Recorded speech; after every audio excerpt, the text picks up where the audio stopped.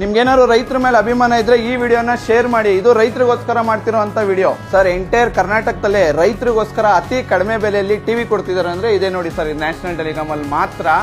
ನಾನು ಒಬ್ಬ ರೈತನ ಮಗನಾಗಿ ಫಸ್ಟ್ ಊರಲ್ಲಿರೋ ಟೈಮಲ್ಲಿ ಒಂದು ಊರಲ್ಲಿ 1 ಟಿವಿ ಇದ್ರೆ ಎಲ್ಲರೂ ಸೇರ್ಕೊಂಡು ಅಲ್ಲಿ ನೋಡ್ತಿದ್ದೋ.